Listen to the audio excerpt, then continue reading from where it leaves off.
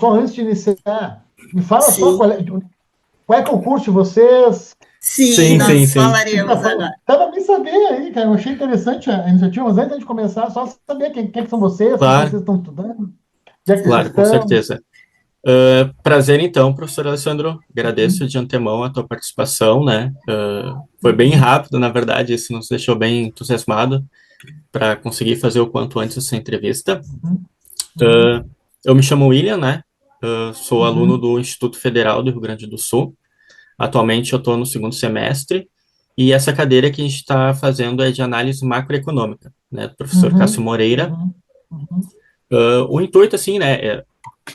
O resumo diz ali o título como entrevista, mas é mais uma conversa para a gente ouvir tua análise sobre algumas perguntas uhum, sobre a economia do Brasil, né, e mundial, uhum, uhum, trazer uhum, esse teu olhar para essas perguntas, né? uhum, Ao meu uhum. lado está minha colega Josiane. Tu quer se apresentar um pouco, Josi? Sim, sim. Também ingressa no curso de Uhum. SPG, né, do Instituto Federal. Legal. A gente tem essa cadeira, então foi uma tarefa que nos foi passada pelo professor, nova tanto para mim quanto para o William, né? Então é uma descoberta, né, de conversar desta forma, né, que Uhum. tem um padrão diferente do que a gente está acostumado ali da academia, da sala de aula e até de conversas informais com Ah, professores. legal, que legal, que interessante. Eu conheço o Cássio, né? Já conversei com ele, sei, conheço o professor Cássio Moreira. E uma Show. dúvida, qual é que foi o critério para vocês procurarem a gente? Assim, vocês olharam no site da URGS, vocês fizeram uma, como é que foi para cair para a gente? Isso mesmo. O critério era ser um professor vinculado a alguma instituição de ensino que Tá, tivesse aham, doutorado na área de tá, economia, graduação em aham, economia também. aham. E foi esse critério, assim, que foi previamente estabelecido, né? Perfeito. Então, eu dei uma olhada ali no Lattes, no seu Lattes ali também. Vi que Aham. tu ministra também a aula de macroeconomia, né? Do macro também, do macro. Então, às Uhum. vezes, mais ou menos, não sei bem, às vezes o currículo é o mesmo, né? Mas do Sim, macro sim. para relações internacionais, Ah, show. entendeu? Eu achei bem Para interessante isso, né? contábeis, né? E a gente já inicia, eu dou o start aqui, Joia, pra vamos lá. gente... A gente vai começar falando pela economia mundial, tá? Tá.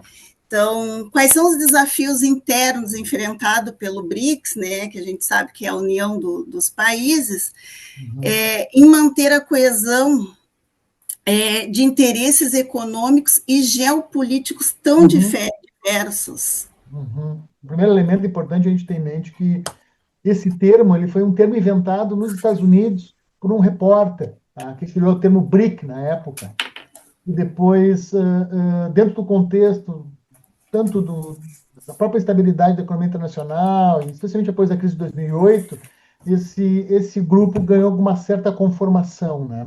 Mas à medida, principalmente que a gente tem a crise de 2008, os últimos 20 anos de mudança na estrutura da economia internacional, esse grupo foi ganhando densidade, né? Densidade como uma espécie de espaço no qual países que tiveram grande crescimento econômico, densidade na sua estrutura econômica, se associam para tentar também fazer um contraponto com a estrutura do sistema internacional, que ainda é muito herdeira dos padrões da Segunda Guerra Mundial, né? Especialmente a Europa Ocidental, os Estados Unidos, o sócio da Ásia, que é o Japão. Essas estruturas e os órgãos associados a essa estrutura, como o Banco Mundial, o FMI, eles sempre operaram de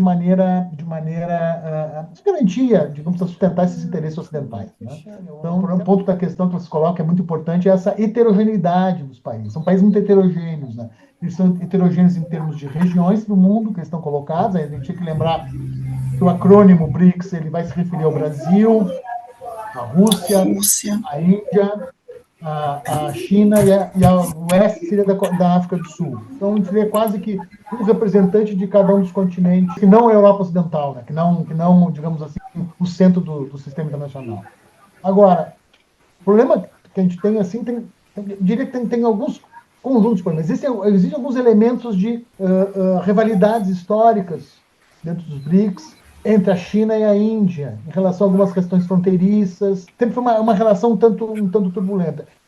Existiu também uma relação turbulenta entre a Rússia e a própria ou a União Soviética, né, que é a estrutura política que antecedeu a Rússia, com a China, que parece ter sido superada nesse momento. O que parece, especialmente os países da Ásia, especialmente a China e a Rússia, que o grupo ele tem um sentido muito importante em termos de contraponto ao Ocidente, em termos de ser um espaço, inclusive, de trocas e de interações que permite ser uma alternativa ao padrão ocidental, e isso dá mais graus de liberdade para os países. Então, um elemento que a gente pode olhar que evidencia isso é o fato que as sanções que os Estados Unidos submeteram à Rússia no contexto da guerra da Ucrânia não tiveram sucesso. Que os russos conseguiram continuar fazendo comércio tanto com a China, como com a própria Índia, quanto o próprio Brasil, em certo sentido, quanto próprias regiões da África, notadamente a África do Sul. Então, nesse sentido, ele tem essa coerência, né, porque dá uma alternativa. Isso é uma coisa interessante. Outro elemento importante que a gente tem que colocar, com esses, tanto Rússia quanto China e Índia, são países que têm o que a gente pode dizer maior autonomia militar, na medida que são países que detêm armas nucleares. Eles têm capacidade de projeção, eles têm capacidade de proteção, que é peculiar em relação ao Brasil e à África do Sul. Em linhas gerais, tá, me parece que os países com maior tendência não diria rivalizar, mas a entrar em disputas com o Ocidente, tendem a ter mais ganhos e ser mais capazes de manter a coesão no BRICS. O que eu quero dizer com isso? A China, a Rússia, notadamente, esses dois países tendem a ter uma coerência maior em função de eles mutuamente colaborarem nesse processo de disputa com o Ocidente, tá? A Índia tem uma posição pode ter uma posição um tanto dúbia, tá? Mas a Índia tentar fazer uma mediação entre esses dois blocos, tá? Procurando vantagens para ela, e nesse sentido ela deve permanecer do bloco, ela tem muito potencial de ganho também nesse sentido, mercado chinês, outros potenciais de expansão, mas talvez seja uma questão assim a pensar em termos do grau de integração que a gente vai fazer. E os outros dois países, a África do Sul e o Brasil, aí as questões são um pouco mais complexas, eu acho, em função do quê? Tá? A África do Sul tem um elemento muito positivo em termos de pertencimento a esse grupo, que é justamente olhar com desconfiança para o Ocidente. Se vocês acompanharam, hoje é o dia 22 de maio, ontem foi de 21 de maio, e o presidente Donald Trump se reuniu com o presidente da África do Sul numa reunião na Casa Branca e colocou o presidente da África do Sul numa condição muito desagradável. O presidente da África do Sul foi, na minha visão, assim, até mesmo a gente pode considerar um tanto quanto não bem recebido, na medida que o presidente Trump efetuou denúncias sobre genocídio da população branca da África do Sul. Né? Isso aconteceu ontem, uma situação que diplomaticamente é bem desconfortável, né? Um desconforto muito grande. Por outro lado, os laços econômicos são muito importantes da África do Sul para com os Estados Unidos também. Então, a capacidade que a África do Sul tem de se autonomizar é mais limitada. Isso pode implicar numa dificuldade de fazer essas escolhas. Tá? E com o Brasil, eu diria para vocês que é mais ainda, porque o Brasil tem uma peculiaridade em relação a esses outros três países, tá? A Rússia, a Índia, a África do Sul, e a China. O Brasil e a sua elite, especialmente, ele se pensa como Ocidente. O que eu quero dizer com isso é o seguinte: um empresário chinês de alta renda, um empresário russo, um empresário indiano, um empresário sul-africano, eles ainda vão se ver como não vão se ver como pertencentes à mesma base cultural do Ocidente, da Europa e dos Estados Unidos. Então eles sabem que há um limite para essa integração com esses países. Tá? As culturas, essas sociedades, elas se sabem não ocidentais, não pertencentes ao âmbito da tradição europeia, né, da tradição dessa herança ocidental. Nós temos esse dilema aqui no Brasil, porque de certa maneira, a gente se pensa muito enquanto pertencendo ao Ocidente, entende? Isso eu acho que é uma limitação. e uma limitação que se manifesta, inclusive, nos próprios ciclos políticos domésticos, né? Então, por exemplo, a gente viu claramente no governo anterior um afastamento do BRICS, uma reversão dessas expectativas, em termos de aproximação. A gente viveu um episódio no qual a chancelaria brasileira deliberadamente atacava a China, né? Tem situações no contexto da pandemia muito complexas do ponto de vista diplomático. Então, me parece assim que eu acho que o BRICS ele vai ter sucesso para manter a coesão na medida também que ele entrega resultados econômicos. Tá? Eu acho que os graus de coesão são distintos, ok? Então, me parece que esse núcleo, o polo asiático tende a ter bastante laços, tá? Inclusive em função das questões de infraestrutura, as questões de complementariedade econômica, a própria iniciativa Cinturão e Rota. Esse processo tende a ser mais próximo, mais coeso. A questão na questão da África também tende a ter uma aproximação, né? A África e a África do Sul, porque eu pensando no continente como um todo, mas especialmente a África do Sul, me parece que ela tende a se beneficiar nesse processo, mas à medida que a gente chega mais perto do Ocidente, né? No caso da América Latina, essa questão é mais complicada. Por quê? Porque a gente está muito próximo dos Estados Unidos. A gente também tem muita influência norte-americana e o nosso ciclo político pode implicar em afastamentos ou aproximações e pode, inclusive, fazer com que a nossa percepção, a gente tem em termos de adensar essa relação, mude. A gente viu iniciativas da diplomacia brasileira no sentido de certa maneira, se posicionar de maneira crítica em relação à expansão do BRICS recente, né? A gente viu o Brasil não aderir diretamente à iniciativa Cinturão e Rota.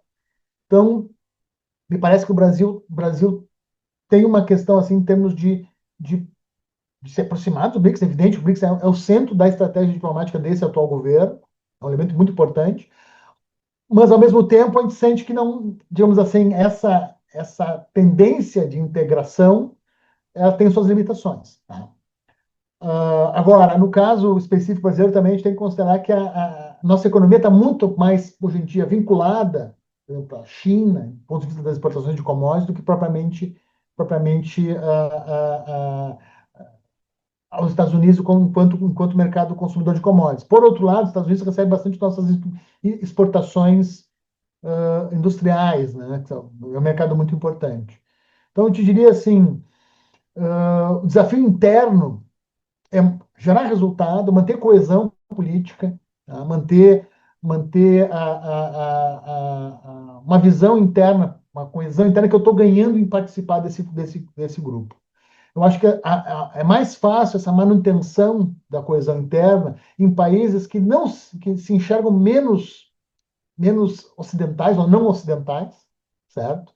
Essa coesão interna, ela me parece na China, a própria Rússia, que agora se voltou à Ásia, né, dada a hostilidade que ela enfrenta no Ocidente, a própria Índia, em certa medida, a própria África do Sul, talvez elas consigam sustentar essa coesão na medida em que elas têm um sucesso econômico, o BRICS geralmente, de fato, gera resultado, e que, de certa maneira, permita ganhos para as populações, gerando assim, um consenso nas sociedades, um consenso político que pertencer esse arranjo é positivo.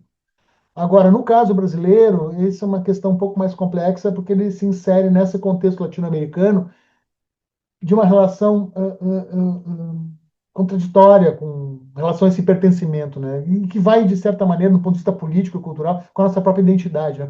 O que nós, latino-americanos, somos? Nós somos Ocidente? Tem discussões interessantes sobre isso. Pertencemos ao Ocidente? Seguro para vocês que na literatura, especialmente dos conservadores dos Estados Unidos e da Europa, eles nos apontam como não nos veem como pertencentes ao Ocidente. Nós não somos vistos assim quando a gente vai para a Europa e para os Estados Unidos. Então, só que a gente, de certa maneira, a gente se percebe assim.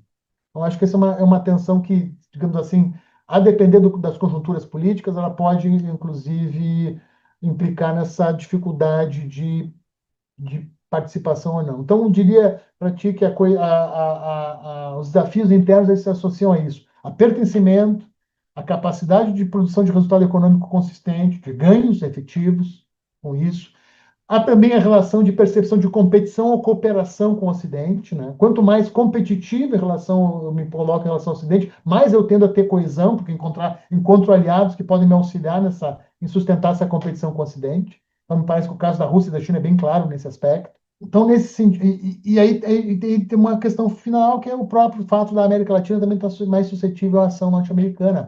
Digamos assim, os norte-americanos veem a região da América Latina como são um espaço natural de projeção. Então, existem questões, e eu indicaria para vocês também um elemento interessante nisso, é a própria opção da Argentina recente de optar por não integrar os BRICS. Isso é bem significativa, essa postura. Tá? Então, na medida que os BRICS expandiram, agora que tem essa expansão do BRICS, acho que essas questões de coesão, de conseguir estabelecer a coesão de interesses comuns, que perpassam não só os interesses nacionais, mas perpassam as suas próprias sociedades, vai ser um grande desafio. Ou seja, todos têm que ganhar. Em essência, a questão fundamental é essa. Eu ganho ou não ganho participar em termos de sociedade? Na medida que o BRICS assegura esse ganho, é possível que ele mantenha a coesão. No sentido que alguns países não identifiquem, ou não seja capaz, o BRICS não seja capaz de gerar esses ganhos, talvez essa coesão ela se fragilize. De qualquer sorte, no atual contexto mais conjuntural, mais imediato, me parece que o governo Trump, de certa maneira, agressividade, a forma como está conduzindo sua política externa, tende a gerar um espaço de coesão nos BRICS nesse sentido, nesse período mais curto. Nas questões, numa perspectiva mais longo prazo, a dinâmica me parece mais associada a isso que eu mencionei, questões mais estruturais, né? Economia, performance e a própria questão também de pertencimento, que a gente pode pensar em termos de geocultura, né? Quem eu pertenço, né? Eu sou um chinês, eu me identifico com alguém que mora em Miami ou alguém que mora numa outra região da China. Isso é uma relação. A gente pode supor que talvez um brasileiro que mora em São Paulo ou Santa Catarina se identifique mais com alguém que mora em Miami do que com alguém que mora em Natal ou no interior do Piauí, por exemplo. Então, são questões de geocultura que a gente tem que considerar. Então, eu não diria para vocês que os BRICS, eles não estão, eu acho que é interessante a pergunta, porque os BRICS não, a priori, essa coesão, essa suposta coesão, é uma coisa que a gente deve estar muito atento, né? Porque sim, isso aí pode implicar numa limitação para a consolidação e avanço desse grupo, no sentido de se posicionar como uma alternativa à ordem ocidental, na ordem estruturada a partir da Europa e dos Estados Unidos. Não sei se era mais ou menos essa a ideia que vocês estavam nessa questão. Sim, sim, não, e interessante Ótima realmente o análise. senhor levantar, né, e levantar esse lado que eu já acho que é mais cultural do nosso país, falando especificamente do Brasil, Aham, né, uhum. essa limitação que nós temos culturalmente de uma autonomia. Nós somos brasileiros, nós temos as nossas características, os nossos, as nossos ideais, enfim, né, como país, mas ainda somos muito dependentes mesmo desta admiração europeia e do Ocidente em querer ser, né? Eu acho que dá para copiar, dá para querer bons exemplos do Ocidente, enfim, de outros países, outros continentes, mas dentro de uma autonomia que nos faça também impor respeito, né? Porque quando o senhor fala desse novo governo, por exemplo, né, do É Donald importante Trump. para reforçar essa questão falando do Brasil, né, da nossa, porque tem eu acho que eu vou lembrar o nome do doutor, lamentável, Nelson Rodrigues, acho que é o Nelson Rodrigues, que é a síndrome de vira-lata, complexo de Uhum, vira-lata, complexo sim, de inferioridade que nós temos enquanto sociedade, quanto a nós, às vezes a gente tem uma baixa autoestima do ponto de vista mais geral, assim, como sociedade, né? A gente qualifica muito a nossa experiência brasileira, né? E a gente idealiza e fantasia muito uma certa, vou abrir aspas aqui, superioridade europeia, quando a gente vê que isso aí não existe. É um equívoco pensar nesses termos, mas eles são penetraram muito forte a nossa conformação enquanto sociedade, né? Então, isso é uma questão que eu me coloco sempre, né? Da gente construir um país, precisa acreditar que a gente pode construir um país, né? E às vezes a impressão que dá é que a gente não tem essa confiança, né? Em poder tentar pensar diferente, pensar de maneira autônoma em relação a esse modelo que foi imposto para nós pelo processo de colonização, né? Então, conjuntura política, professor Alessandro, né? De que forma a crescente polarização ideológica e a crise de representatividade dos sistemas democráticos tem impacto a estabilidade das instituições políticas e a formulação de políticas públicas. Tá. Assim, polarização é um efeito, para mim não é uma causa. Tá? O que me parece? Assim, eu acho que a incapacidade que a gente tem de gerar soluções para a sociedade, gerar soluções tanto do ponto de vista econômico, quanto pelas expectativas de futuro, elas geraram, elas mais articulados, isso é evidente, com o contexto tecnológico, cultural, também tanto do ponto de vista de manipulação, quanto a própria forma como a gente se articula enquanto sociedade, quanto espaço social, deles abrir espaço para a polarização. A polarização está associada muito também a percepções assim muito agudizadas de frustrações sociais, de formas de conduzir, da incapacidade que a gente tem de construir consenso. Então, uma sociedade que não consegue gerar benefícios mínimos para a maioria da sua população, me parece que tem mais dificuldade de estabelecer consensos.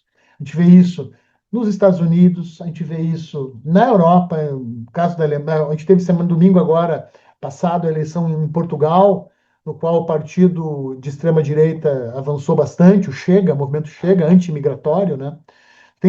Isso se articula com essa ideia dessa plataforma anti-imigração, né, que é uma plataforma negativa, uma plataforma de rejeição, né, a gente poderia até dizer, de certa maneira, de alguma forma de ódio, né, que está associado com frustrações sociais. Né? Eu acho que, me parece, assim, o processo do neoliberalismo, retirar a intervenção governamental direcionada aos bens públicos, ao bem-estar, né? O governo basicamente vai cuidar de preservar a riqueza privada, combinado com essa falta de alternativas, combinado com essa precarização das relações de trabalho, com todo um contexto que fragiliza as classes populares, os estratos populares, quem trabalha, essencialmente, e beneficia, de certa maneira, quem detém riqueza, ou seja, quem detém riqueza tem condições de acumular mais riqueza.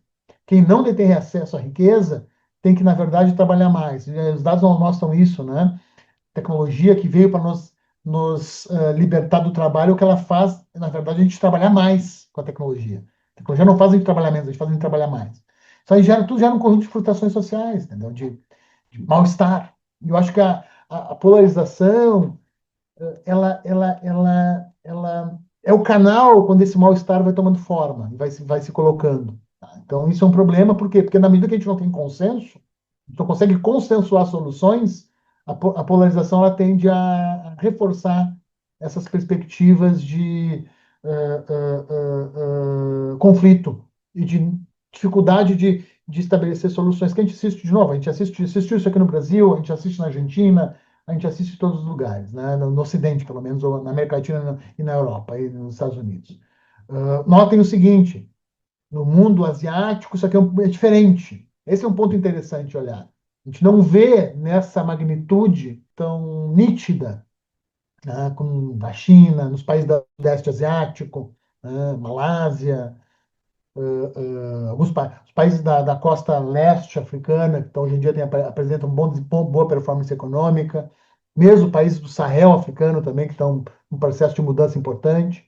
Então, né, a gente não vê isso, a gente vê isso muito nessas sociedades ocidentais, que reflete para mim esse movimento assim de limitações, de problemas que o Ocidente enfrenta associado ao neoliberalismo. Essa perspectiva, essa polarização e essas frustrações também impactam essa ideia de representatividade que vocês colocam, sem dúvida. A gente tem uma frustração, por exemplo, com o nosso Congresso aqui no Brasil. Bom, alguém elegeu o Congresso, né? Na verdade, esse Congresso expressa justamente essa sociedade. A gente esquece disso, né? Estamos lá. Bom, dado isso, né, como é que isso reflete? Bom, as instituições políticas elas vão tá certamente pressionadas. Por quê? Porque a democracia, isso é uma coisa importante do sistema democrático, quando a gente vai pensar lá a democracia, conforme ela foi concebida lá no iluminismo, né? Por exemplo, o sistema do Montesquieu, que é a divisão dos poderes, né? O judiciário, executivo e legislativo, Esse contexto, tá, a democracia não é necessariamente um espaço para mudança. É bem o que eu estou dizendo. Por quê? Porque a democracia ela tem uma natureza contra-majoritária. A ideia da democracia é defender as minorias, é proteger as pessoas. E, nesse sentido, a democracia ela tem uma inércia. Para a gente mudar através do processo democrático é complicado. A gente tem que votar, a gente tem que ter consenso, a gente tem que aprovar um processo no Congresso, tem um trâmite jurídico institucional que é da democracia. A democracia ela não é para mudar, ela é para a gente fazer mudanças lentas, debatidas, consensuadas na sociedade. Qual é o dilema? Quando a sociedade está em conflito produtivo, a gente está dentro dessa situação de insatisfação, de frustração, o que a gente tem no caldo de cultura? A necessidade de mudança. E isso gera uma frustração com a democracia. Por que isso? Porque a democracia, de fato, a gente vai ter que dialogar para mudar.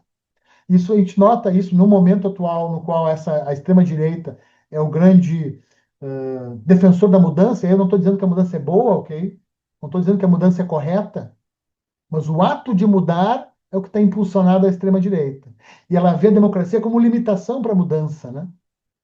Então, a polarização ela se articula com a estabilidade das instituições, porque as instituições são vistas como um impedimento para que esse polo possa transformar a sociedade. Isso fragiliza a democracia. Então, os ataques da democracia estão muito associados a isso. A gente vê isso no caso dos Estados Unidos, por exemplo. O presidente Trump, nesse atual ciclo governamental, ele basicamente governou por decreto. Muito pouco das mudanças que ele propôs transitaram pelo legislativo. Tive um processo análogo no Brasil, também agora no 2022, 2021, um processo semelhante, o qual se colocou em questão o processo eleitoral, essas dinâmicas. Por quê? Porque elas bloqueiam, de fato, o judiciário. Essa crítica ao judiciário também está associada com o fato que o judiciário, de certa maneira, ele bloqueia algumas. Não me parece que é a polarização que é o problema. A polarização é a manifestação política de um problema que tem origem nos nossos processos de reprodução social, as condições de vida das pessoas, as perspectivas de futuro, a questão da melhoria dos padrões de vida, melhoria da renda. À medida que a gente se frustrou esse processo nos países ocidentais, com suas diferentes temporalidades, isso acelerou esse processo de polarização política que eu reitero, me parece que a gente vive com mais intensidade no Ocidente, na América Latina, do que a gente enxerga em outras regiões do mundo, pelo menos no atual contexto, né? Coisa para avaliar, para pensar. É isso. É isso mesmo. A polarização ela vem principalmente de grupos, né, que vivem em uma zona de conforto que não é a da maioria, né? Então, Muita gente, muitas pessoas que se integram nesses processos, elas também estão frustradas, entende? Eu acho que, sim. sim, as formulações são feitas por estratos da elite, perfeito, mas eu acho que elas dão vazão a alguma dessas questões das pessoas. E vou te dar alguns exemplos assim, no seguinte sentido. A gente, por exemplo, nos Estados Unidos, na Europa, né? As pessoas têm frustrações. E aí eu encontro uma resposta. Qual é a resposta nos Estados Unidos e na Europa? O imigrante. Eu vou culpar o imigrante. Né? Uhum. Vou culpar esse grupo, que já é um grupo, e aí o ponto, é um grupo fragilizado, né? É um grupo, os imigrantes europeus que estão na Europa, os imigrantes que estão nos Estados Unidos, são pessoas que saem de situações muito difíceis e vão trabalhar, vão aceitar condições de trabalho precárias, vão lutar pela sua sobrevivência. E essas pessoas são os vilões desse processo. Então, nesse sentido, eu te dou a frustração existe, mas eu te dou uma resposta fácil. É fácil, né? É fácil eu culpar uma outra pessoa, é fácil eu não reconhecer que o problema é mais grave, é o problema da estrutura de funcionamento da minha sociedade, da minha economia, né? Argumentos rasos, argumentos que a gente via na década de 30, na Alemanha nazista, na Europa da década de 30. Não? É raso, é vulgar, é baixo. Só que ele tem o apelo porque ele é simples. E é fácil para as pessoas aceitar porque não coloca em xeque outras questões, entende? É a própria forma como a sociedade se organiza. Então, tem isso, tem esse elemento dessas elites, mas tem as pessoas que são vítimas desse processo, mas também aceitam essas respostas simples. O fato é, o Trump foi eleito também pelas pessoas que ecoou aquela proposta nas pessoas de baixa renda, nas pessoas baixa renda, nas pessoas vitimizadas por esse processo de exclusão social. Então, esse é o drama maior, né? As respostas simples, a gente querer respostas simples para problemas complexos, né? Isso não existe, né? Essa questão de imigrantes, recentemente, sobre a criação de um reality show, né, para imigrantes, né? Tem esse... Que isso aí foi algo absurdo, assim, e trataram de uma forma tão natural que tu acha que é pegadinha, né, ou é brincadeira, mas, de fato, é algo que se revolta, assim, né, de pensar. Do que a gente está falando e de uma exclusão social, a pergunta 3 nada mais é do que, né, a distribuição de renda e o desenvolvimento dos países, porque o Brasil tem adotado uma série de medidas que buscam melhorar a distribuição de renda e enfrentar a desigualdade econômica no país. Estando como exemplo a reforma tributária sancionada em 2025, assim como programas sociais, Bolsa Família, Pé de Meia. Diante desse cenário, né, professor, é possível afirmar que, a longo prazo, essas ações serão realmente eficazes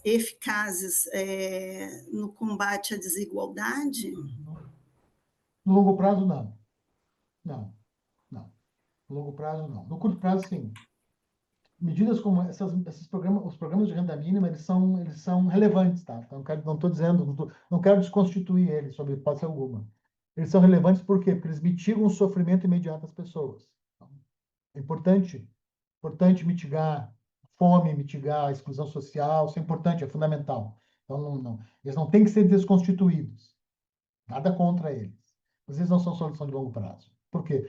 Porque para solucionar a longo prazo, tem que fazer com que o processo econômico dinamize o acesso à renda, o acesso a boas colocações, o aumento da produtividade. A gente transforma o país, entende? Meu ponto é o seguinte, a gente precisa de um processo onde mais e mais pessoas possam acessar melhores empregos, horizontes de vida melhores, perspectivas melhores de inserção profissional, realização dos seus sonhos, realização de suas potencialidades enquanto seres humanos.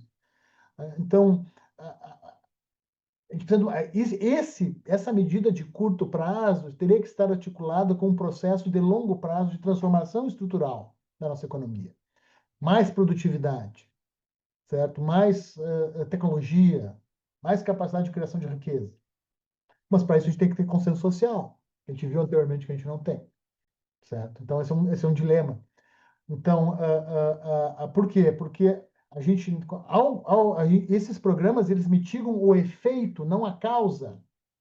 Então, se eu tenho uma família que não tem acesso à educação de qualidade, não tem acesso à boa colocação, etc., esse núcleo familiar vai estar fragilizado socialmente.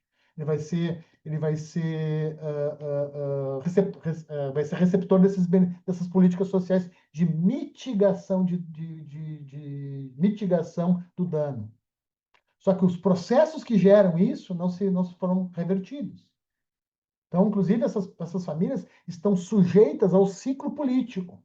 Por quê? Porque se mudar determinado governo em outra circunstância, pode alterar esse tipo de programa. Elas estão frágeis, elas continuam frágeis, suscetíveis ao ciclo político, suscetíveis às políticas distributivas, que são positivas, de novo, são positivas. Mas a gente precisa ter uma mudança estrutural junto com isso, combinada com isso, de maneira a eliminar a causa desse processo. Políticas desse patamar, uma coisa que é pouco discutida, são políticas de natureza neoliberal. Vocês vão encontrar recomendações desse tipo de renda mínima ou imposto negativo em autores como Milton Friedman, certo? Então, é importante, é positivo, quero reforçar isso, mas a gente tem que criticamente observar que isso é positivo no curto prazo. No longo prazo, se exige transformação estrutural. A gente precisa remover, a gente não, um ponto é o seguinte, é importante apoiar as pessoas que estão na pobreza.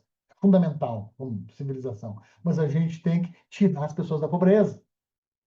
Não mantê-las na pobreza e manter elas receptoras desse tipo de política. Tem que alterar essa estrutura.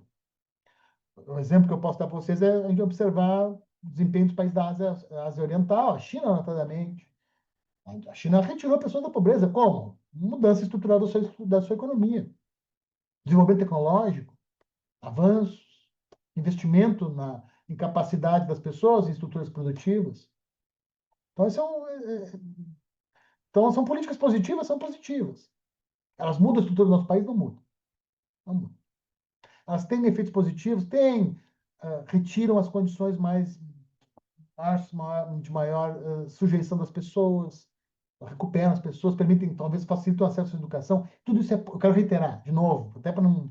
É positivo, tá? É positivo, as políticas são favoráveis, a gente tem que continuar com elas, mas elas têm que estar articuladas com mudanças mais profundas da nossa estrutura. Se não tiverem, qualquer momento a gente pode ter um choque, uma crise, alguma mudança política e isso aí se perder. E a gente não transforma de maneira efetiva. Por quê? Porque ao transformar de maneira efetiva, a gente vai empoderar essas pessoas que são receptoras dessas políticas. Porque a gente sabe também, e isso tem que ser dito, que essas políticas também criam relações de dependência política, né, em relação aos beneficiários. Isso é uma questão, a gente tem que empoderar as pessoas, e a gente empodera isso transformando estruturalmente a economia do país. Então, é positivo, tá? Eu sou favorável às políticas, é importante que elas tenham, mas elas têm que estar articuladas com outras ações. Está falando de um país de 200 milhões de habitantes, está falando de um dos maiores países do mundo, ok? A gente tem que ter desenvolvimento de biotecnologia, a gente tem que ter capacidade, por exemplo, de produzir vacinas aqui dentro, produzir equipamentos aqui dentro, produzir tecnologia aqui dentro. A gente não tem isso. Então, eu diria que é interessante, é positivo, mas ela não é eficaz de longo prazo. Longo prazo tem que ter transformação da estrutura econômica. É isso. É importante esse ponto de vista, e a crítica ela me fez refletir agora, porque eu pensei em alguns argumentos que eu vinha ouvindo ao longo de palestras, participando mesmo como ouvinte de questões sociais, argumentos defendendo o Bolsa Família, que sim é uma questão importante, e eu nunca tinha parado para pensar a questão do curto e do longo prazo, e o senhor traz essa elucidação para mim, porque o argumento era, o Bolsa Família faz com que crianças, né, na idade inicial da escola, que não faz uma refeição ao longo do dia, que elas façam na escola. Sim, é importante, mas e segmento a isso, né? E a precarização da própria escola também, que ela ora tem essa alimentação a oferecer, mas também é outra instituição que também está defasada, né? Então, neste sentido, o senhor trouxe pontos importantíssimos para mim nessa questão, né? Esse ponto levando, eu queria complementar, é justamente isso, né? É maravilhoso a gente ter uma dinâmica que vai reter mais a criança na escola. É espetacular. Só que a gente tem que mudar a escola. Se a gente reter a criança nessa escola que a gente tem, ela tem limitações muito grandes de aprendizado. Porque, por exemplo, a gente tem os nossos indicadores de educação, eles são ruins em relação a crianças que estão na escola. As crianças que estão na escola, os indicadores são ruins. Então, a gente está retendo elas na escola, excelente, maravilhoso. Mas a gente tem que, junto com isso, a gente tem que fazer. O meu ponto é o seguinte: é bom o que a gente faz, mas a gente tem que fazer. Infelizmente, a realidade é que a gente tem que exigir, fazer mais e exigir mais. Então, não é só deixar na escola, que escola é essa? É perfeito, esse teu ponto é perfeito, é isso aí, concordo, é isso aí. Então, vou seguir para a pergunta 4, né, que é referente ao mercado de trabalho. O avanço da inteligência artificial tem afetado diversas profissões, onde muitos trabalhadores têm sido substituídos por máquinas e sistemas automatizados. Neste contexto, quais os impactos de uma redução de jornada de trabalho para 6 horas teria no crescimento econômico do mercado de trabalho?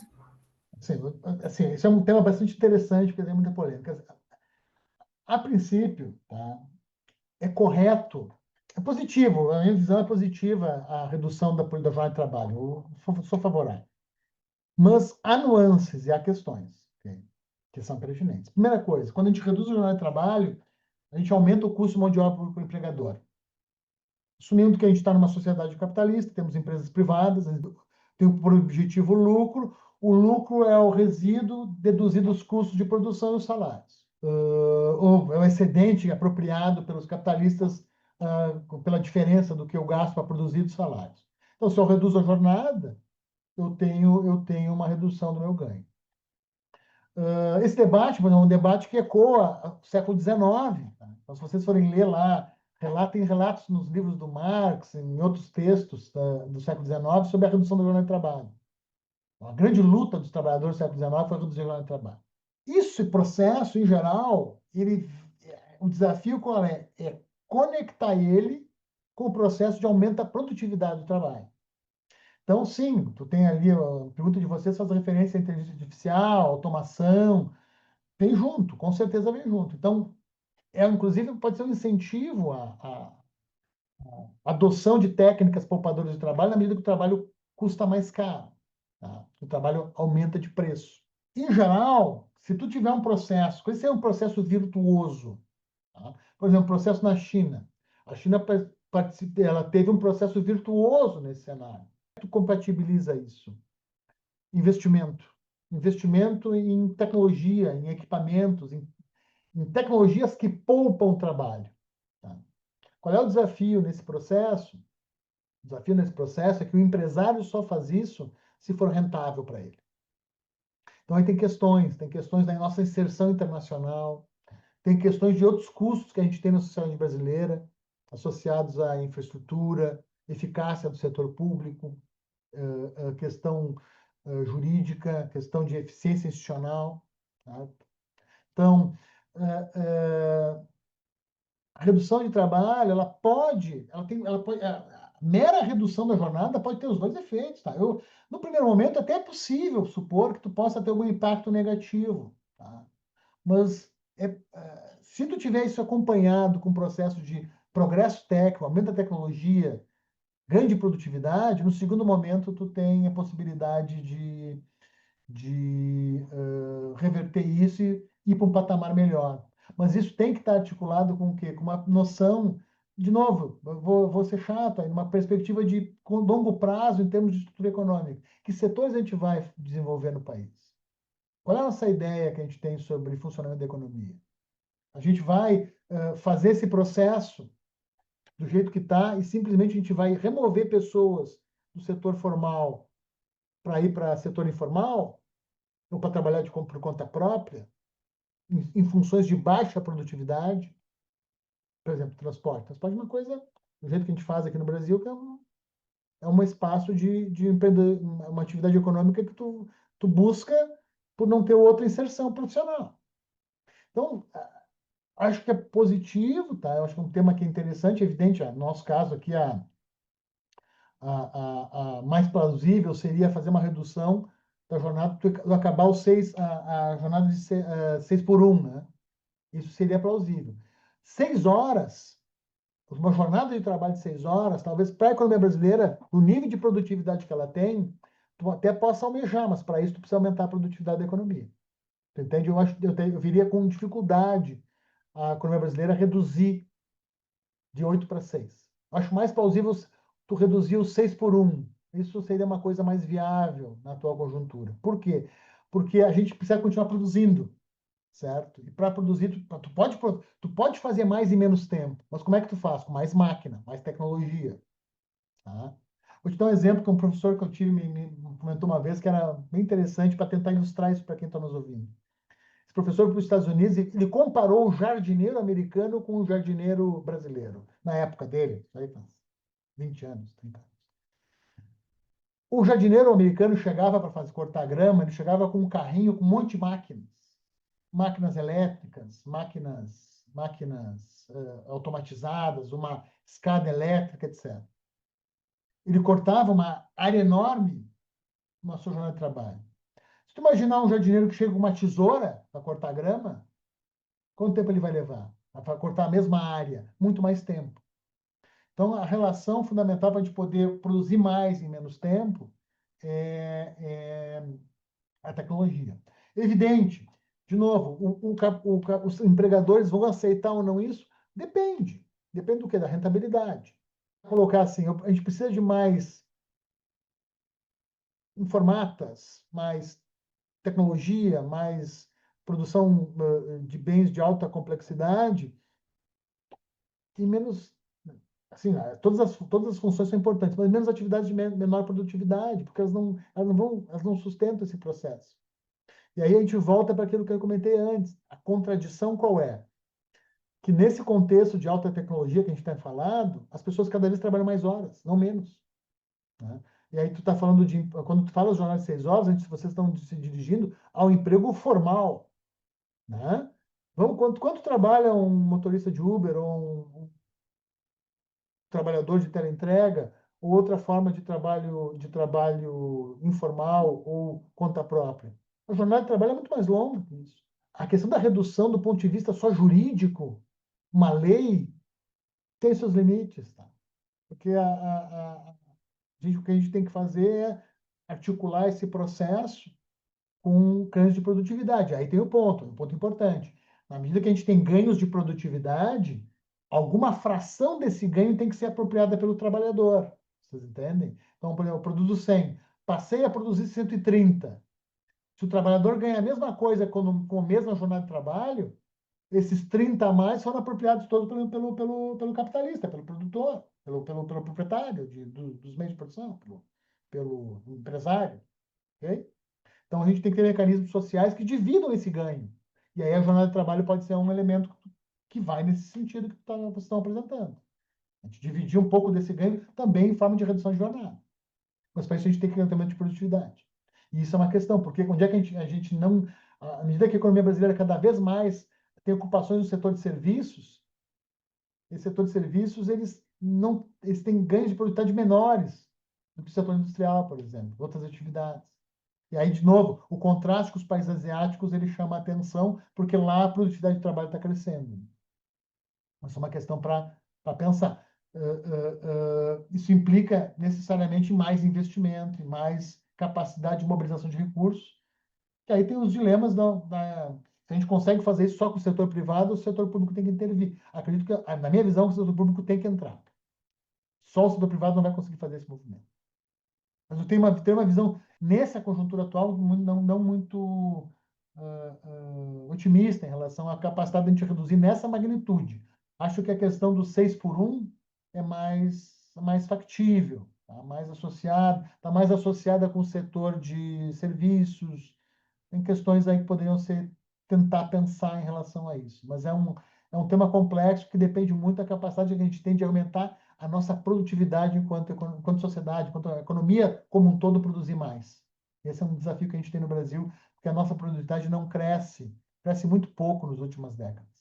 Esse é um problema nosso, muito peculiar de países da América Latina, né? Quando a gente compara com os países asiáticos, que cresceram a produtividade bastante. Estrutura da nossa sociedade, da nossa economia. E eu acho que quando ele é jogado assim para a nossa visão, seja pelos meios de comunicação, ele é jogado de uma forma realmente muito simplista, né? Sim. Ele joga já para assustar tanto o empregador quanto Sim, quem sim, emprega, porque quem emprega vai dizer não tenho condições, né? E quem é o empregado vai dizer vou ficar sem serviço. sim. Mas, enfim, é um tema bastante polêmico, de fato. Eu vou partir, então, para a pergunta 5, que ela refere-se ao crescimento econômico, né, o PIB. O Brasil tem enfrentado desafios para sustentar um crescimento econômico robusto, né, nos últimos anos. Na sua avaliação, professor Alessandro, quais são os principais entraves ao crescimento do PIB brasileiro? Quais políticas públicas poderiam ser implementadas para impulsionar o crescimento de forma sustentável no longo prazo? Para mim, a ausência de investimento público. Tem que aumentar o investimento público. Privado também, mas tem que aumentar o investimento público. O nosso Estado, basicamente, hoje em dia, ela investe muito pouco. Cada vez menos o Estado, tanto a União quanto os Estados, os entes estaduais, os entes federados, para ser mais rigoroso, perderam capacidade de investimento. Tá? Então, como o governo não. Por que é importante o investimento público? Porque o investimento público ele se direciona a gerar externalidades positivas, é fazer um investimento que muitas vezes o setor privado não faz, porque não tem retorno econômico, não ganha, não lucra, mas que gera ganhos para a sociedade. Então, um exemplo, tem vários exemplos, a melhoria da mobilidade urbana. Quem é que faz esse investimento? É o Estado. Infraestrutura de transportes, o Estado. Os investimentos, a energia foi privatizada, está no processo, mas novas usinas, o tempo do retorno do investimento de uma usina hidrelétrica é muito longo. Muitas vezes precisa do Estado fazer esse tipo de investimento. Investimento em tecnologias novas, muitas vezes é o Estado que vai fazer, seja diretamente, seja subsidiando a iniciativa privada. Educação. Então, a maioria dos fatores que se colocam como entraves, a questão da educação institucional, estão associados com as limitações do investimento público. Agora, não é só o investimento público, né? Nós temos que ter um Estado que funcione melhor. Então, isso é um elemento importante, porque isso dificulta o funcionamento. Se ele não funcionar bem, não vai investir bem. Mas eu não consigo visualizar hoje em dia como maior elemento fundamental, e à luz, assim, insisto, à luz das experiências internacionais, né? Não existe país que tenha se desenvolvido sem uma ação deliberada do Estado em desenvolver. Nós, aqui, nossa experiência latino-americana, de sucesso nos anos 50 e 60, aqui no Brasil, na Argentina, tem a participação fundamental do Estado. O Estado tem que se articular. O Estado é um protagonista nesse processo. Na medida que a gente reduz, retira o protagonismo dele, a América Latina ficou para trás. Então, óbvio, de novo, a gente tem que repensar o Estado. Esse Estado atual brasileiro não vai fazer isso. Não tem condição de fazer isso. Vários motivos, enfim, N, arranjo institucional, captura por interesses particulares, etc. Tá? Mas a gente precisa, fundamentalmente, aumentar a produtividade, aumentar a performance, mudar a nossa estrutura, foi o que a gente falou agora há pouco. Como a gente faz esse processo? Com a participação, com a decisão do Estado em fazer, em transformar a economia, transformar a sociedade. Porque eu friso, os empresários, ou o setor privado, o que o setor privado vai fazer? O setor privado vai fazer o que ele deve fazer. O que ele deve fazer? Qual é o incentivo do empresário? Qual é a decisão que orienta o empresário? O lucro, a rentabilidade. Pode questionar a estrutura social, etc. Mas dentro dos nossos marcos, esse é o processo. O empresário investe para obter lucro. Investimentos necessários que a sociedade tem que fazer, que não gerem lucro, não vão ser feitos pelo setor privado. Isso é óbvio. Só que a gente precisa de fazer uma série de investimentos que não são necessariamente que não vão gerar lucro. Desenvolver uma tecnologia nova, por exemplo, é um custo enorme. Um exemplo, essa tecnologia que a gente está usando nessa conversa aqui, boa parte delas foi gestada no maior programa estatal de investimento da história da humanidade, que foi o Projeto Apollo. Você já ouviu falar do Projeto Apollo? O Projeto Apollo foi o projeto americano que levou o homem à Lua. Foi um investimento absurdo, astronômico.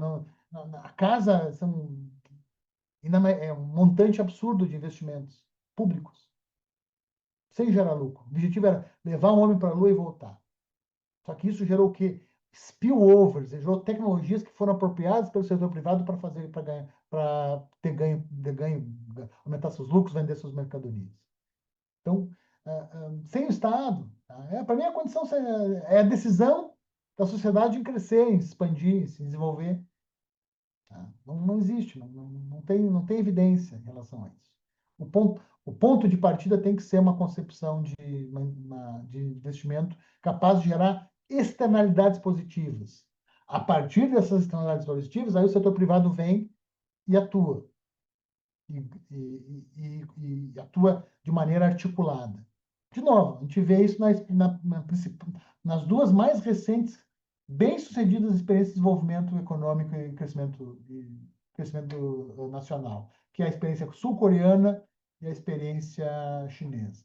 Mas, em geral, sem relançar o Estado brasileiro, no sentido dele deliberadamente intervir e investir, colaborar e se articular com o setor privado, não vejo possibilidade de a gente recuperar, fazer a transformação estrutural que eu mencionei antes, que é necessária.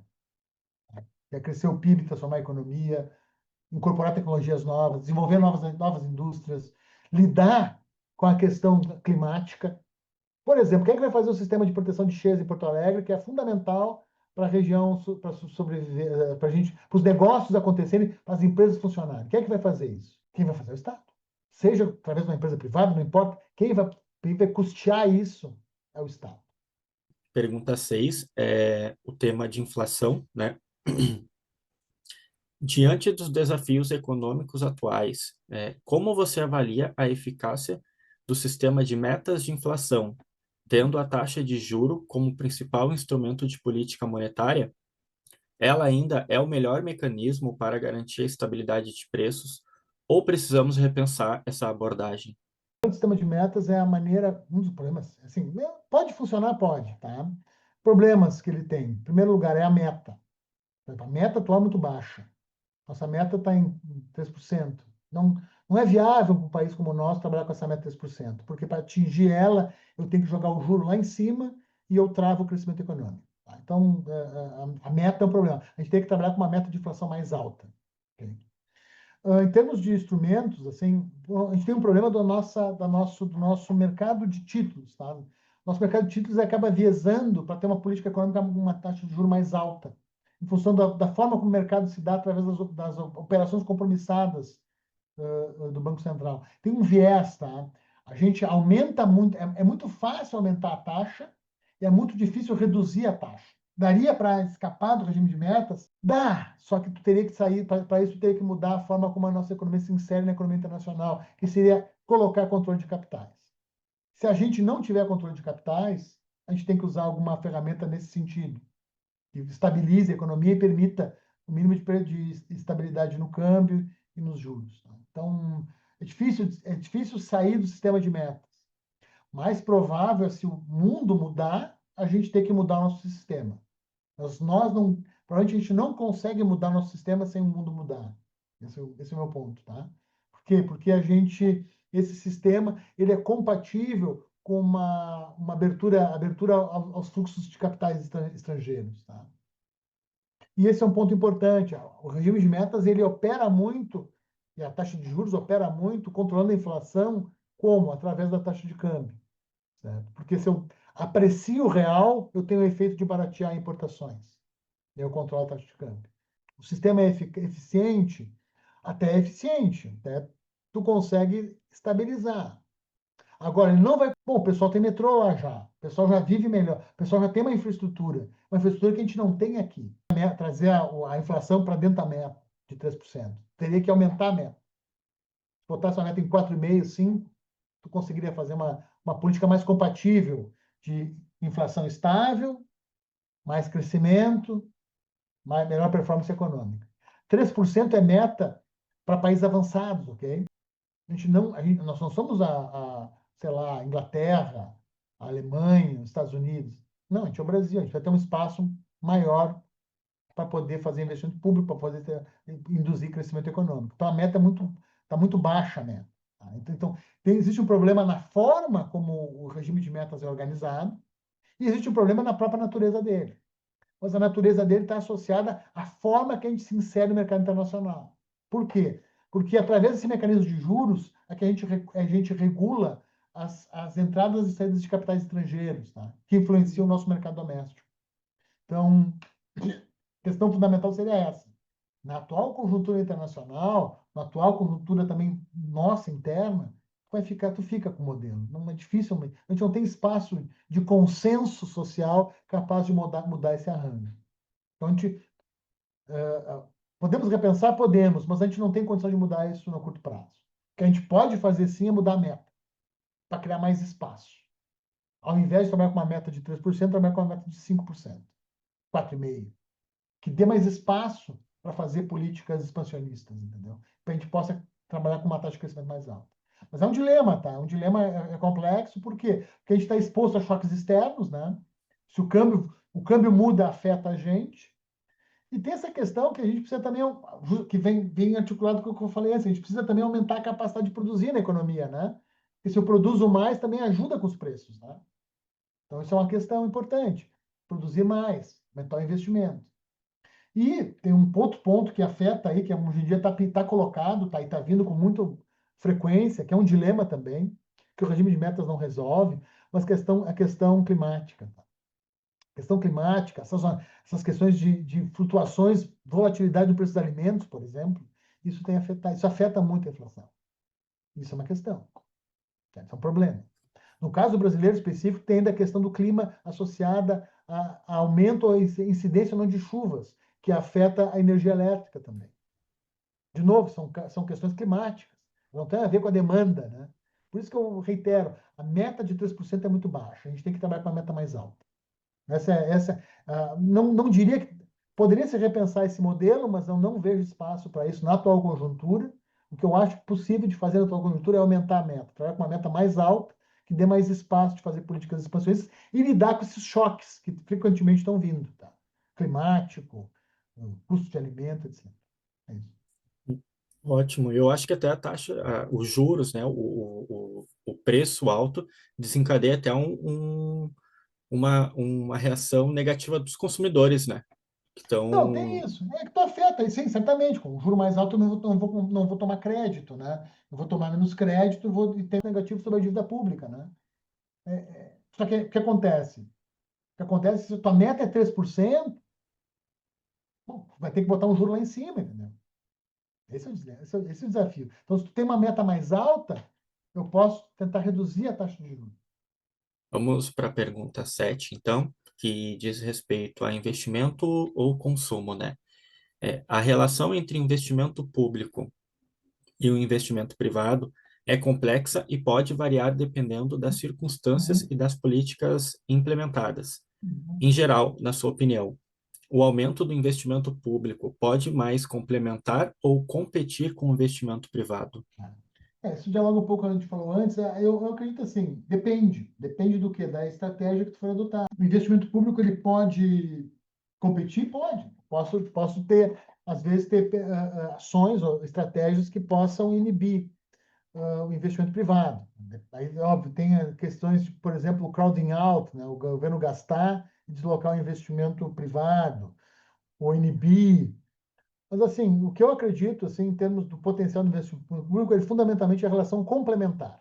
Tá? Ou seja, numa sociedade como a nossa, se o empresário quer investir, maravilha. Vai querer criar empregos, espetacular.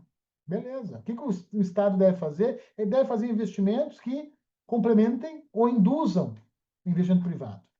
Existe uma série de estudos, tá? Artigos, papers, posso poder passar vários para vocês, que mostram essa relação de complementariedade. O investimento público aumenta e aumenta o investimento privado. Tá? Então, exemplos. Eu vou, por exemplo, fazer um investimento e melhorar. Agora se fala muito nisso, nas redes de circulação de mercadorias pela América, da Rota da Seda indo para o Peru e do Peru indo para a China, reduzindo em X dias a exportação chinesa. Isso é bom para o empresário, reduz meu custo. Então, investimentos públicos que reduzem custos para o empresário, aumentam a produtividade, são bons, são complementares. Então, a relação fundamental é a complementariedade. Eu vou reiterar o que eu falei antes, tá? Não existe desenvolvimento sem o investimento público em externalidades, que geram ganhos para o setor privado. A questão qual é? A questão é fazer um investimento bem feito, no prazo adequado, eficiência. São questões importantes, sem dúvida. Inegável. Inegável. Nós, no Brasil, pecamos em relação a isso. Inegável também. Temos que melhorar. Tá? Temos que melhorar. Agora, prescindir do investimento público é um absurdo. É equivocado. Vou reiterar de novo. Se eu vou trabalhar em Porto Alegre, for investir em Porto Alegre, certo? Eu vou, eu vou retornar investimento na Zona Norte, sabendo que eu posso alagar de novo? Não. Agora, se o setor público fizer um investimento robusto, um sistema crível de proteção, talvez eu me sinta mais animado a voltar a investir nessa região. Pequeno exemplo, mas que a gente pode analisar para várias situações. Ótimo, ótimo. Vamos seguindo aqui, então, na pergunta 8, que se refere à política fiscal. Quais são os principais obstáculos e estratégias viáveis para a implementação de uma reforma tributária progressiva no Brasil, que, ao mesmo tempo, promova a justiça social, assegure a sustentabilidade fiscal e se adapte ao cenário de elevado endividamento público e às limitações impostas pelo novo arcabouço fiscal? Duas coisas aí. Primeira coisa, tem que crescer.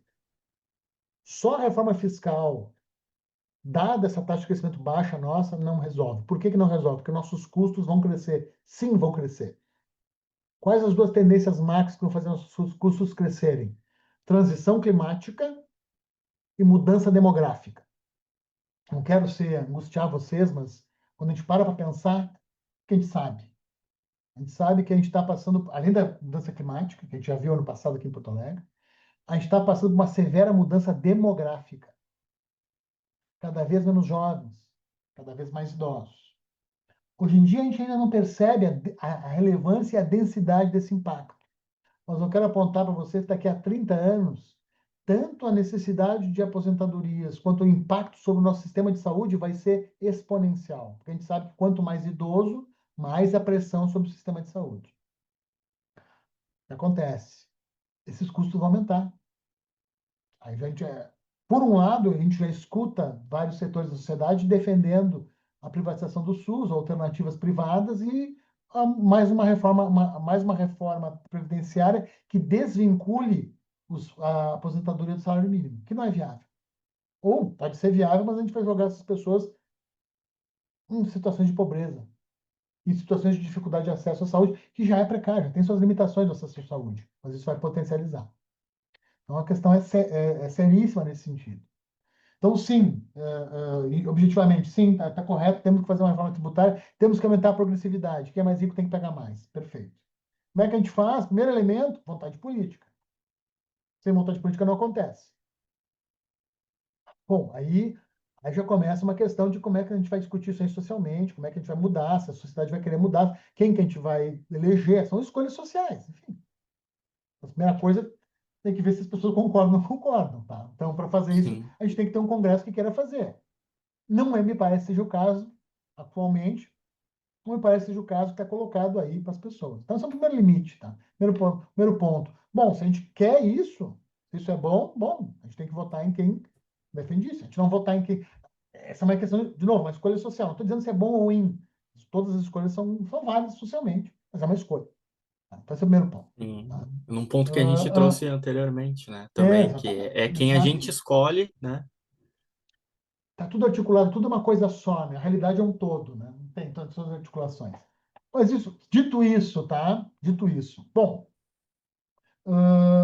fazendo essa reforma, uma reforma progressiva, bom, aí tem várias estratégias. Eu posso aumentar o imposto de herança, aumentar o imposto de renda, que eu acho uma coisa interessante, aumentar mais alíquotas, aumentar a questão do imposto dos lucros e dividendos da propriedade da pessoa física, reduzir os loopholes, os espaços para engenharia tributária. Vê bem, eu não estou falando de sonegação, tá?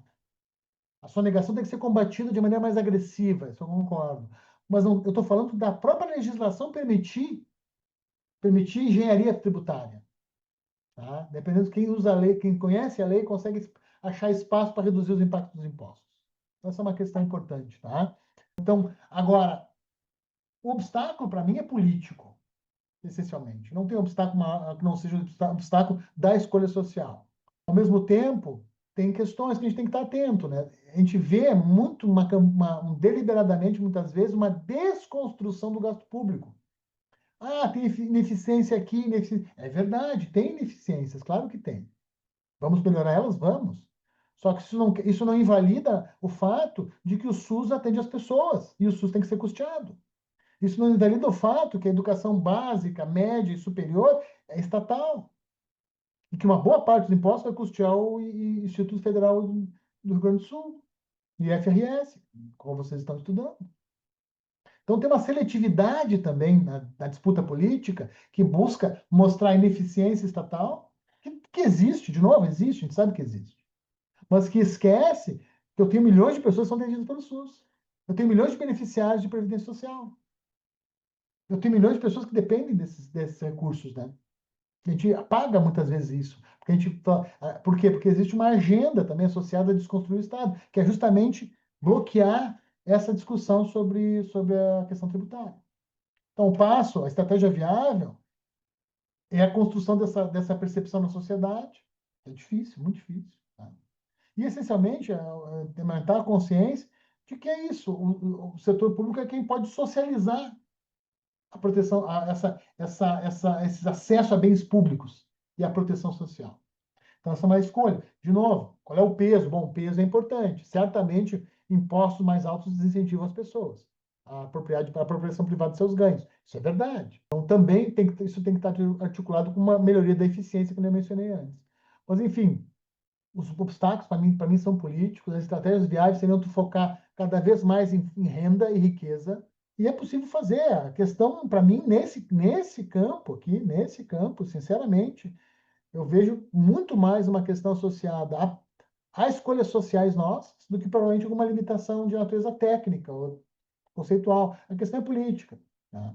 E se articula muito com esse discurso que reforça a ineficiência do Estado, que tem essa conexão de natureza política.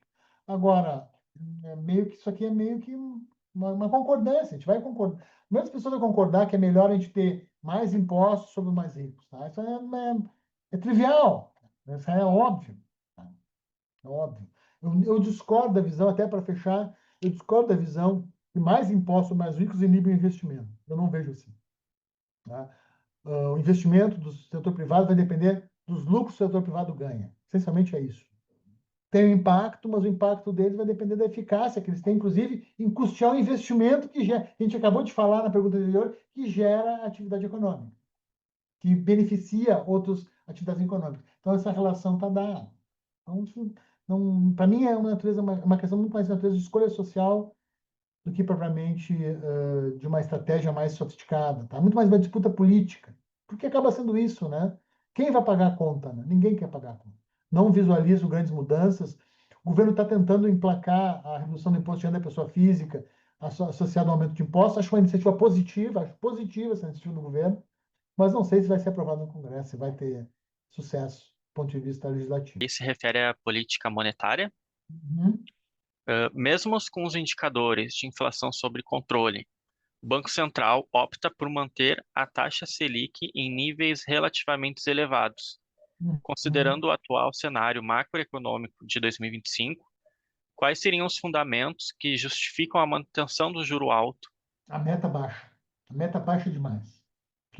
Para tu conseguir trazer a inflação para uma meta de 3%, num contexto de instabilidade internacional, incerteza muito grande associada ao governo Trump, até mesmo assim uma certa incompatibilidade, porque a política monetária é restritiva e o governo faz uma política de natureza mais expansionista, certo? Isso aí acarreta uma pressão sobre o Banco Central para aumentar a taxa de juros nesse patamar. Tá? Evidente, poder ser menor, até pode, mas eu acho que há muita fragilidade política do governo, no sentido e do próprio Banco Central, promover uma taxa de juros mais baixa. O que eu quero dizer com isso? O Banco Central depende de reputação. A gente sabe que o mercado não gosta do atual governo. Okay? Não gosta. A gente viu isso no final do ano passado, onde o câmbio depreciou bastante. Tá? Se o Banco Central tivesse uma medida muito alinhada ao governo, certo? Isso geraria problemas em termos de credibilidade. Isso é um ponto que explica também essa taxa mais elevada. Tá? Eu tenho que mostrar para eles, mostrar para o mercado entendido aqui. Mercado, quando me refiro ao mercado, não é o mercado. Né? Mercado somos todos nós. Né? Mercado é a oligarquia financeira que controla essa dinâmica.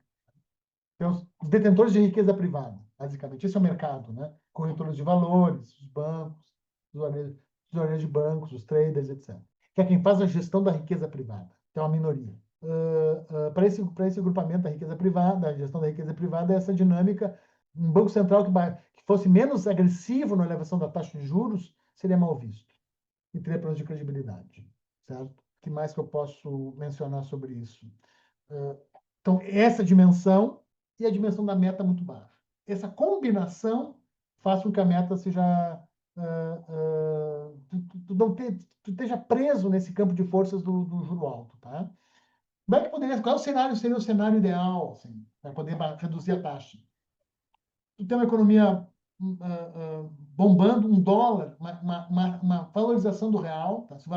O real mais valorizado abre espaço para redução da taxa de juros. Tá? Então, também tem essa questão, né? Nesse momento, tu tem um medo muito grande de uma desvalorização cambial.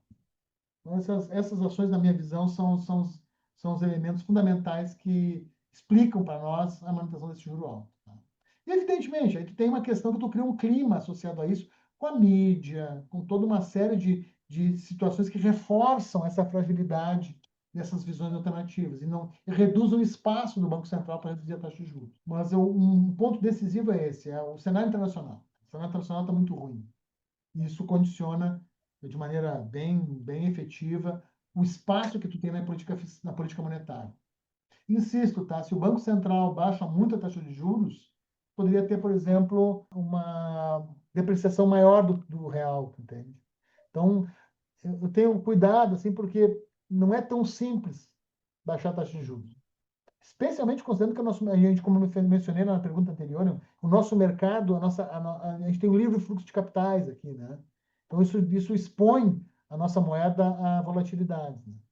Então, se a economia internacional estabilizar e a gente conseguir exportar mais, talvez tivesse condições de mais rapidamente baixar a taxa de juros. Mas, assim, esse é um elemento que explica por que não é tanto a inflação percebida, tu entende? Mas é um conjunto de expectativas, não só associadas à inflação, como também associadas ao setor externo, à taxa de câmbio, que condicionam esse processo, articuladas com essa meta de inflação que é muito baixa. Pergunta 10 e última pergunta, que se refere ao setor externo, tá? Quais medidas podem ser adotadas para ampliar a participação de produtos industrializados nas exportações brasileiras e reduzir a dependência de produtos primários? Bom, tu teria que ter primeiro lugar, tu tem que desenvolver indústria. Tem que ter uma indústria mais pujante, aumentar a produtividade, aumentar a competitividade. Isso é uma coisa importante. Negociar em termos mais qualificados as tuas relações comerciais com outros países. Por exemplo, a China é uma questão. A gente elogia muito a China, a gente gosta muito da China, mas a gente vende muita commodity para a China e a gente tem que abrir o mercado chinês também para os nossos produtos. Aí tem que ver o que a gente consegue produzir. Existem setores que a gente pode produzir. Como é que a gente comercializa isso com os chineses? E não me refiro só a bens, tá? Serviços, produção audiovisual, arte, cultura, tá? Economia da cultura. Tem várias questões que a gente pode transacionar. Mas aí tem que ter uma ação deliberada tanto do Estado quanto das empresas em buscar esse tipo de interação. Tem custo para fazer comércio, tem custo para abrir mercado. A gente também tem que ter uma política que associe como a gente faz esse processo, como a gente custeia esse processo para abrir os mercados de exportação. Isso é uma coisa, tá? Dado a nossa estrutura produtiva. Outra coisa é a gente desenvolver estruturas produtivas voltadas à exportação. Essa é uma discussão que sempre vem, é uma questão para pensar, mas aí o dilema qual é? A gente precisa de tecnologia. A gente precisa de mudança estrutural, a gente precisa de mais ênfase em produtividade de trabalho. Essa talvez recursos direcionados a isso. Hoje em dia a gente subsidia o crédito para a agricultura, exportação. Talvez não seja o caso. A gente tem que subsidiar ou pensar em alguma estratégia para indústrias inovadoras. Mas, assim, tem que buscar setores, se especializar em setores com potencial de inserção. Aqui no Brasil, algumas coisas como biotecnologia, tá? A gente tem aqui um parque, por exemplo, de produtos cosméticos, que a gente poderia abrir esse mercado mais intensamente. Tem potenciais, tá? Mas como é que ficar medidas? Tem que ter uma política deliberada, tem que ter um plano, tem que ter uma concepção de economia, concepção de... Aí que acontece? Aí eu produzi no interior do Rio Grande do Sul, certo? Só que aí eu tenho que transportar até um porto para levar para a China. Só que eu tenho que transportar de caminhão, em estradas ruins, vão gerar custos para mim no frete. Eu tenho que transformar, que eu vou ter que vai impactar o preço do produto, que vai ser embarcado. Tem tributos associados a isso ou não? Vai ter isenções? Como é que funciona? Custo de transação.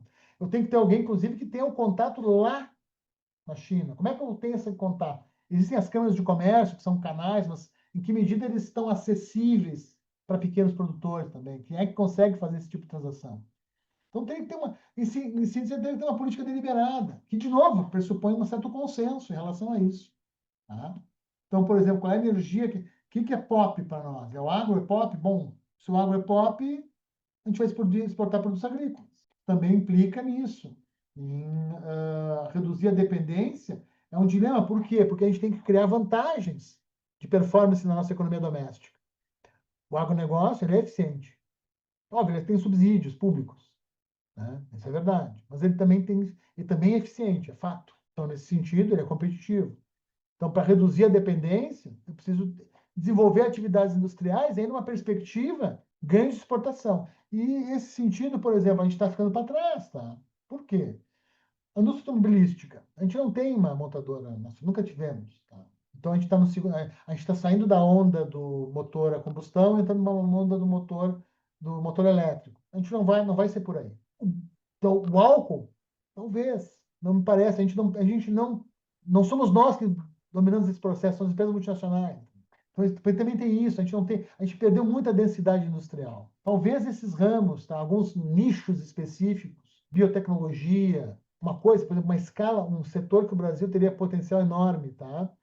Inclusive articulado com o SUS, material médico, hospitalar, equipamentos. Por quê? Porque a gente tem um grande comprador, que é o Sistema Único de Saúde. Poderia se pensar alguma coisa assim? Mas o país tem que ter uma estratégia mais robusta. O governo tem esse plano da nova indústria, mas ainda, eu acho, na minha avaliação, ainda ele tem que dizer mais a que veio. Não parece ainda estar resultando grandes, grandes efeitos na magnitude de mudar esse perfil que vocês estão apontando aqui dessa dependência do setor primário.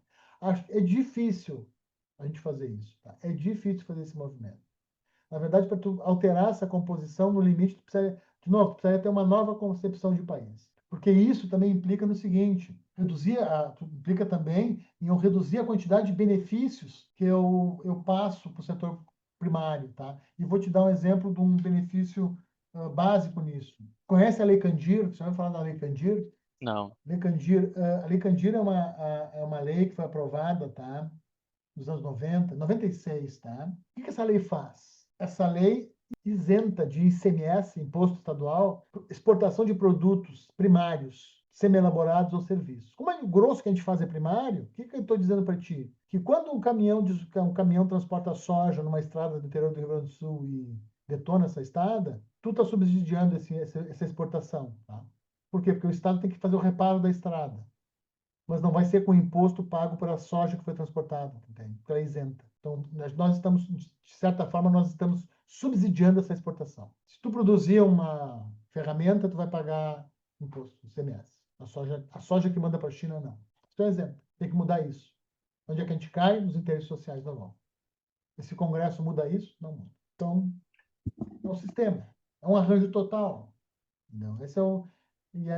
Digamos assim, se tu for analisar, para fechar essa discussão toda, assim, se for analisar o país, o Brasil, quando é que o Brasil mudou na sua história? O Brasil é um país que muda pouco, tá? Uhum. A gente nunca pode perder isso de vista.